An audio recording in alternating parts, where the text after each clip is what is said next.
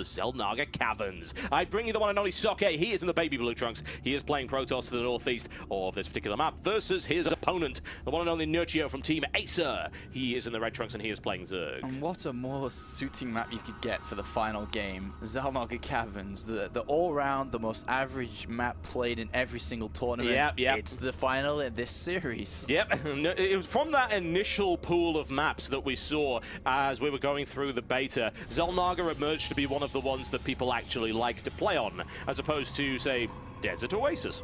Oh, Desert Oasis, love that map. I had so much fun on that map. I love that map because, one, Reapers used to be really, really great, and two, I was playing Terran. I was playing Terran too on Desert Oasis. And you had that little cliff that could attack onto the main base, few tanks. Such an incredibly badly designed map. Someone actually suggested that we play the first map of our charity show match, the one between me and Leia Jackson, on Desert Oasis, to which I said, well, I'd actually prefer not, because, you know, the last thing I want to see is Reaper on Reaper action. Oh, Desert Oasis and Blistering Sands, the crystal of my beta. Oh, Blistering Sands, man, seriously. The funny thing is about Blistering Sands, the Blistering Sands used to be acceptable in tournaments, whereas Desert Oasis never was. Desert Oasis is about as acceptable in a tournament as World Ship is. Indeed, and Zelnaga Caverns, though, is the most suitable map for everything. And we're actually seeing the gas again here by Nerchio, straight after the spawning pool, which could mean a lot of things. He has the option, basically, to get speed not late but not early, and it can also keep them in gas to go into a Roach Warren. And it's kind of viable on this map, too, to go for a Roach Ling all-in style, because it's so open and quite hard to defend here.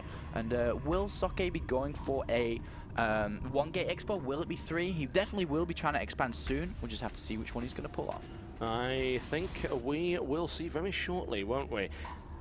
You've got to have a very tense mindset at this point, surely, in a tournament. It's a single elimination format. It's a best of 5. It's 2 apiece. One of you is going forward. And, of course, immediately when you go forward, you double your money in this tournament. Yeah. So everyone in this tournament actually gets paid at least something for participating. Because, you know what, I kind of like to organize my tournament like boxing matches. You know, people that participate in boxing matches, they get paid whether they win or lose. That's how you actually grow a pro scene.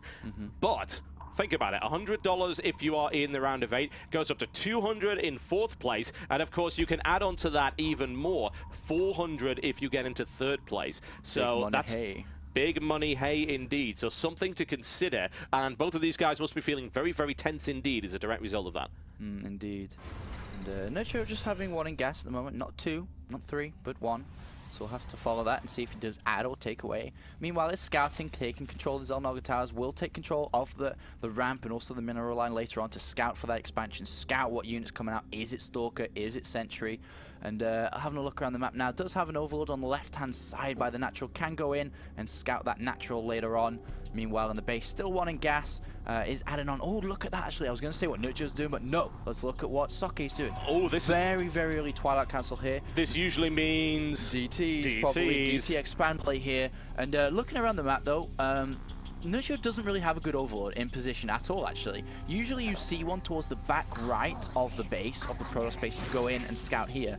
And surprisingly sending 1 to the natural, and that's going to might hurt him here. If this DT shrine goes down, could be a lot of trouble here. That would be unpleasant. That's not what you want at all. Roach Warren on the way up right here for Nerchio as well. There's the completion right now on the natural. Blink, okay. It's going to be Blink. Blink? Okay, cool. That is unusual. We were thinking DT play, but 1 base, 1 gate Blink? Surely he's going to be adding on gateways here. The Zealot! Oh, he scouts the Twilight Council and he sees it's being chrono boosted. An immediate... Yeah. Was that a trick? Yeah. Was that a fake? It wasn't a fake, but since he got scouted, yeah, it is a fake now. He saw it chrono boosting, and so he's definitely just going to be like, all right, cool. You think I'm going Blink? I'm actually going to switch over to DT. Yeah, so I have to wonder, did Socke really not? Did he make that mistake? Do you really think that wasn't deliberate? Because I have a feeling it might be. No, it's definitely. I mean, the Zealot was there. It was meant to wall off. It was meant to be an aggressive Blink play, but it went in. It scouted the Zealot. He scouted it. He's like, all right, you're going to now prepare for Blink. You've seen me chrono boost the Twilight Cancel. I'm not going to chrono boost that Twilight Cancel if I'm going to go DT. Of course, because I'm getting research. As soon as the Ling died, he just cancelled it and went DT Shrine, and now it's going to catch Nerchio a little bit off guard because he's expecting Blink now. The Stalker count is still relatively high. It's at 3, could be more, and he's looking like, it looks like he's just kind of, okay, I'm going to go more defensive Blink now, going to expand behind it. In reality, it is going to be DTs. Will he throw down a Spore Crawler, though? He's got the Evolution Chamber, and there he it is. He is going to do that, yeah. That's actually a very sensible play there by Nerchio. He knows that DTs are a real possibility. He's thinking maybe that one base Blink with one gateway is a bit weird, and he is just preparing for all eventualities. I mean, Spore Crawlers are not very expensive, so it's really not a big deal to do that. And the best thing about this map and the way that he's positioned the Spore Crawler is it covers that ramp as well. So he's not going to have too many problems with a DT play at all, and he might have even seen the blur. Who knows? The thing is Nerchio's going all in. He's noticed that this guy's gone for Blink. He's not going to have too many units. Let's go ahead and send everything at him. Now he knows that DTs are made. He has to send all his units back because literally DTs can defend very easy, and he's having to go for a lair now. A DT gets into the main because he wasn't looking. Oh, no Spore Crawler in the main. That could be absolutely brutal right now. The lair has only really just got started. Nerchio's got in a do-or-die situation now. He must attack. He's got to do damage. There's nothing he can do about it. He'll try and bring some Spore Crawlers in there, and that was nice play. Nerchio not attacking with those Zerglings. I really don't know why. I mean, he took a few of those probes out, I suppose. He needs to get out there immediately, which he has done. And now he's in a little bit of a panic situation because that DT has already taken 6 kills. Spore Crawler just complete. And Socke very deftly micros that away from it.